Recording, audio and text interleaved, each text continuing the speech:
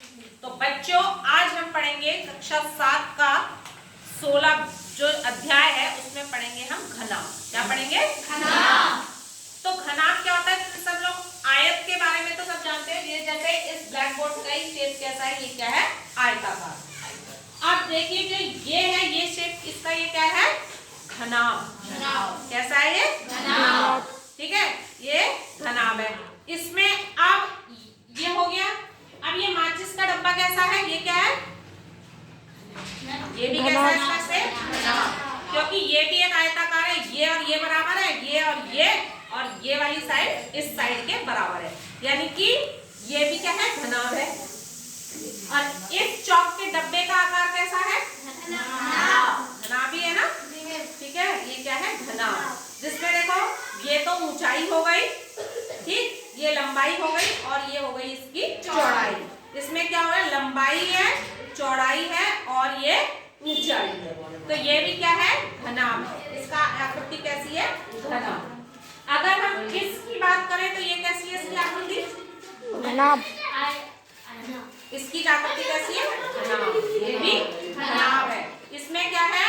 ये अगर इसको लंबाई मान ले तो लंबाई बहुत ज्यादा है, लंबाई हो गई और ये चौड़ाई हो गई और ये हो गई इसकी ऊंचाई। तो ये भी क्या है? घनाभ। तो अब घनाभ में क्या होता है? सबसे पहले हम किसके बारे में बताएंगे कि घनाभ में क्या होता है? फलकों की संख्या क्या होती है? फलकों की संख्या, फलकों की संख्या, ठीक। तो फलक कौन से होते हैं? जो भी आयताकार हमारे ये है, देखो ये किसके बराबर है? इस वाले के बराबर है, ठीक है। तो जैसे आप इसमें से देखिए ये है, जैसे हम इसमें फलकों की संख्या क्या होगी? फलक मीन्स इसके आगे कितने आयताकार वो जुड़ रहे हैं टुकड़े? 4। क्यों 4? क्यों है? 6। कितने? 6।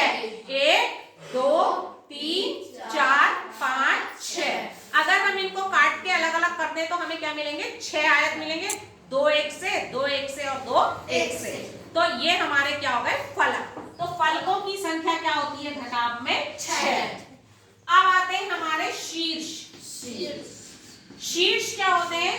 जहां पर ये जुड़ते हैं दो। एक शीर्ष ये है, एक शीर्ष ये है, एक ये है और एक ये है। कितने शीर्ष? यहाँ पे ये शीर्ष हो गए, कोने मतलब। और कितने हुए? 4 हो गए नीचे, है ना? 1 2 3 4 5 6 7 8। तो इसमें कितने हो गए? 8 हमारे शीर्ष हो गए। तो घनाभ में शीर्षों की संख्या कितनी होती है? 8। शीर्षों की संख्या 8। अब हमें निकालने हैं किनारे, कोरे। अगर हम कोरों की बात करें, कोरे या इंग्लिश में इन्हें बोलते हैं एजेस, ठीक है।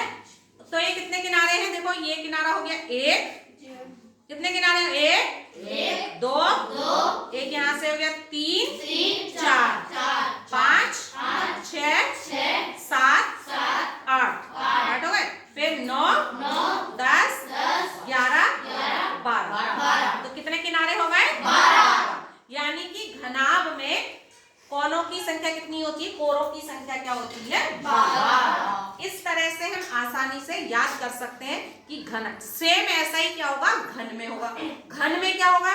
इसमें देखो ये अगर इसकी ऊंचाई है ये अलग है, ठीक है, ये इसकी अगर हम लंबाई ले लें और ये चौड़ाई ले लें तो क्या है? अलग अलग है।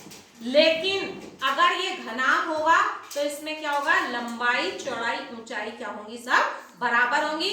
घन और घनाभ दोनों में सेम होता है। फलकों की संख्या 6, शीर्ष कितने होते हैं? 8 और कोरे कितनी होती हैं? 12।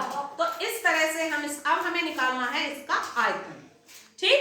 आयतन क्या है? यानी कि इसके अंदर कितना सामान आ सकता है। ये चाय की पत्ती का डब्बा है, जैसे आयतन निकालना है हमें क्या पता चाहिए? ये हो गई लंबाई, ये हो गई चौड़ाई, ये हो गई ऊंचाई, ठीक। तो हमारा घनाभ का आयतन, घनाभ का आयतन क्या होता है? आयतन बराबर लंबाई गुणा चौड़ाई गुणा ऊंचाई, ठीक है। लेकिन हमें इसके लिए क्या करना चाहिए? यानी कि एक चाय की पत्ती का डब्बा है, मान लो कि 6 सेंटीमीटर है, ठीक। ये हमने मान लिया 3 सेंटीमीटर है। लंबाई को हमने 6 मान लिया, लंबाई बराबर 6 सेंटीमीटर, चौड़ाई मान लिया हमने 3 सेंटीमीटर और ऊंचाई मान ली हमने 5 सेंटीमीटर। अब देखो इसमें यूनिट क्या है, सेंटीमीटर, सेंटीमीटर, सेंटीमीटर है, सब एक तरह से है। तो इसके लिए इसका आयतन क्या हो जाएगा, इसमें वैल्यू रख दीजिए, लंबाई 6 गुणा चौड़ाई 3 गुणा 5, 6 तिया 18 पंजे 90, 6 तिया 18, 18 पंजे 90। अब सेंटीमीटर था तो सेंटीमीटर कितनी बार आएगा, 1 2 3, यानी कि सेंटीमीटर क्यूब इसका आयतन निकल गया, ठीक है। तो ये हमारा आयतन हो गया। और हमें क्या याद रखना है कि यूनिट हमारी हमेशा सेम होनी चाहिए, ठीक है। तो इस तरह से हम घनाभ का आयतन लंबाई गुणा चौड़ाई गुणा ऊंचाई का फॉर्मूला लगाएंगे, इससे हम आसानी से निकाल सकते हैं। Thank you.